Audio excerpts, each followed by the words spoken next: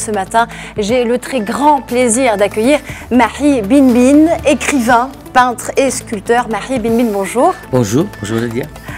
Merci d'avoir accepté notre invitation. Alors, vous faites partie des invités de marque, il faut le dire, du printemps du livre et des arts de Tanger. Vous avez d'ailleurs une rencontre et une signature demain à 18 h au Palais des institutions italiennes. Alors, cette 22e édition s'intéresse au thème de la rencontre, Mahi Benbine. C'est un thème qui, je crois, vous parle.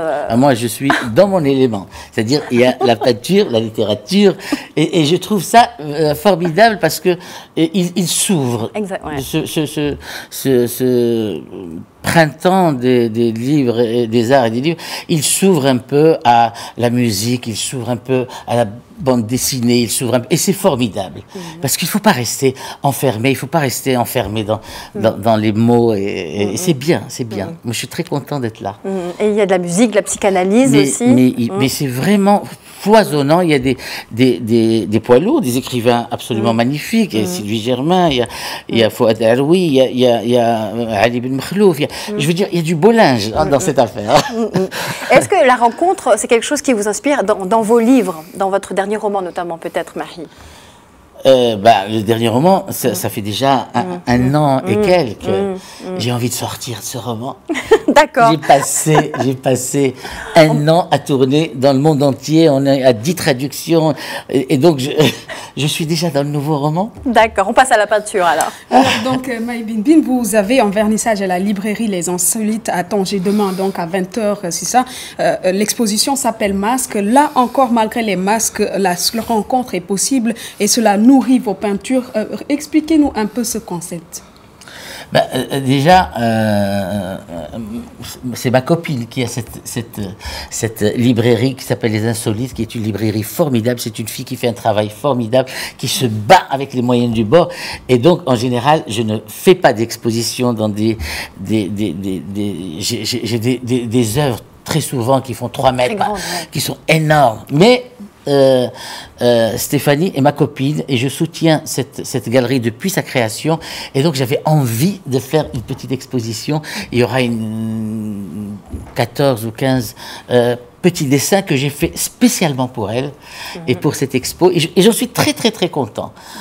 Et ça s'appelle Masque, donc, demain. Donc, il y a quelques masques, il y a des figures, il y a, voilà, donc, moi, j'ai beaucoup travaillé sur le masque africain, parce que le masque africain, il raconte toujours des histoires, il a toujours envie de raconter ce qui va, ce qui ne va pas. C'est un peu, il y a quelques masques dans cette exposition, mais il y a beaucoup de figures, Alors, la rencontre, Mahi Benbine, vous la provoquez, vous, depuis toujours, en particulier ces dernières années, avec notamment la création de centres culturels dans les quartiers populaires au Maroc. Alors, vous allez, je crois, cet après-midi à Beni Makada, à Tanger, pour le centre qui s'appelle Les Étoiles du Détroit. On en parle tout de suite, mais avant, j'aimerais que l'on écoute Nabil Ayouch, qui est le réalisateur et qui est votre partenaire dans cette aventure aussi, puisque voilà, c'était à Sidi Moumen, le premier centre culturel du genre. Voilà, on écoute Nabil Ayouch tout de suite. Le centre de Sidi Moumen, il a beaucoup de vocations. Il a d'abord celle de transmettre à travers les arts et la culture des moyens d'expression.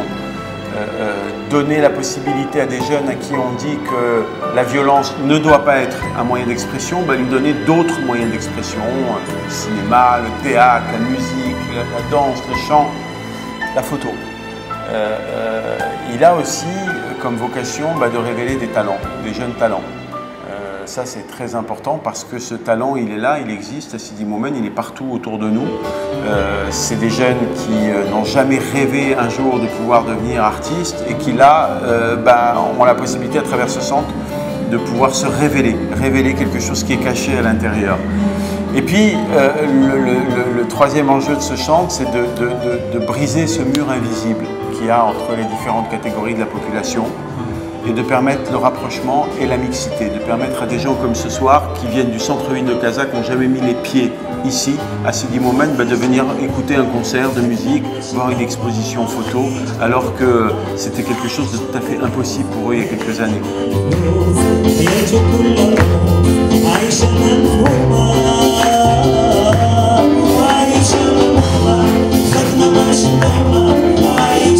Voilà, alors Sidi Moumen et puis Beni Makada, bientôt je crois d'autres, hein, dans d'autres villes du Maroc. Expliquez-nous un petit peu l'enjeu. En 2003, il y a eu les attentats à Casablanca, 14 jeunes qui sont sortis d'un bidonville qui s'appelle Sidi Moumen et qui ont fait un carnage dans Casablanca.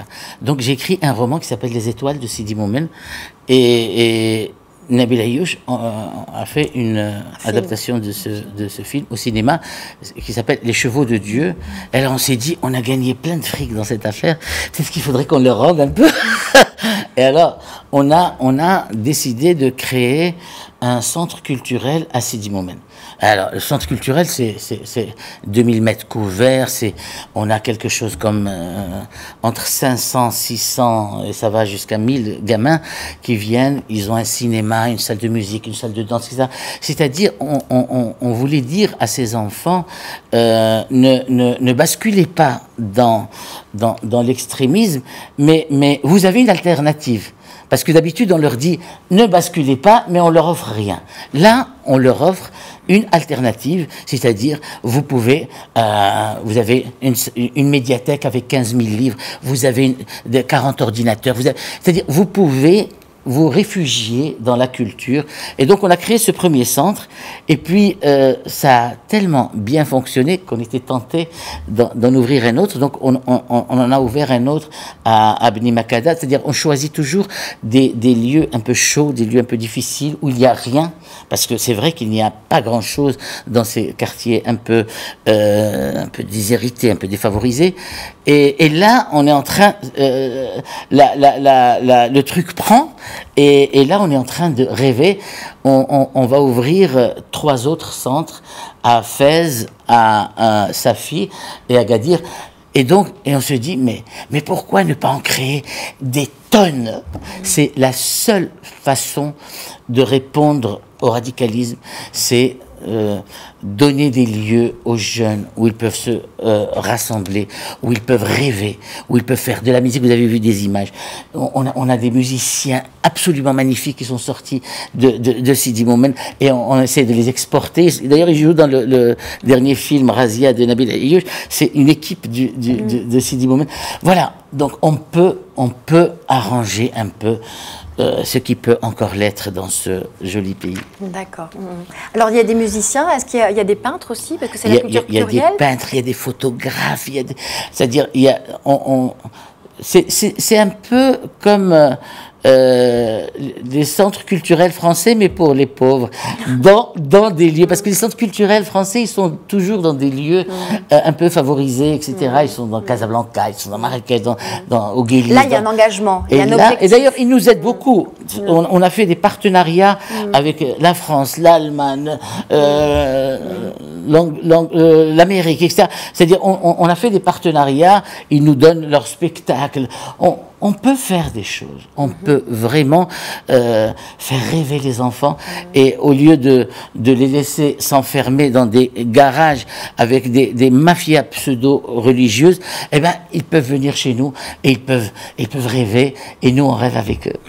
Alors on va reparler art et un peu peinture. Est-ce que vous, Mahi Bilmil, vous vous impliquez personnellement avec ces enfants pour faire de la peinture? Parce que votre travail, il évolue aussi. Vous travaillez au laser avec des pigments en ce moment. Oui. C'est-à-dire, mon rôle, c'est de ramasser des sous. Parce qu'il nous faut beaucoup d'argent. Et d'ailleurs, je profite de cette tribune pour dire qu'on peut parrainer des étoiles. C'est 110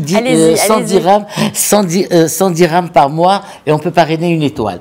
Et il y a un site, une étoile, c'est un enfant. C'est un enfant. C'est un enfant. On dit à ces enfants, mais vous êtes merveilleux. Ouais. Mais vous êtes... Moi, je viens du fin fond de la Médina de Marrakech.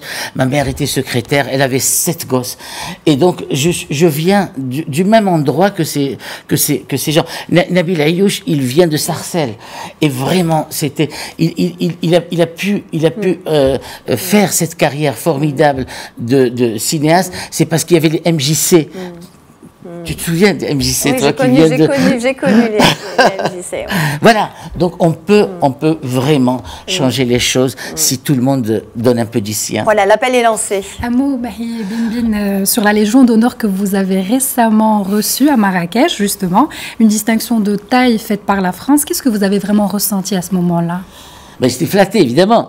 Et d'ailleurs, il y a un copain qui m'a dit, et je l'ai écouté, il m'a dit, laisse couler, tu vas avoir une petite larme, même si tu sembles ne pas faire grand cas de cette affaire, mais tu vas voir une petite larme, laisse-la couler. Et je l'ai eu cette donc j'en ai profité, comme je savais qu'il y allait y avoir 300, 400 ou 500 personnes, j'en ai profité pour faire une exposition au profit de la jeune fille rurale. Donc voilà, je rate jamais une occasion quand j'ai du beau monde de leur vendre des tableaux. Et là, on en a vendu pas mal pour la scolarisation de la fille rurale. Et voilà, on a levé des fonds sérieux. Donc la Légion d'honneur, oui, mais si elle sert à quelque chose, comme... Voilà, une Légion d'honneur qui a du sens avec un artiste engagé. Merci Mahi Bin d'avoir été notre invité.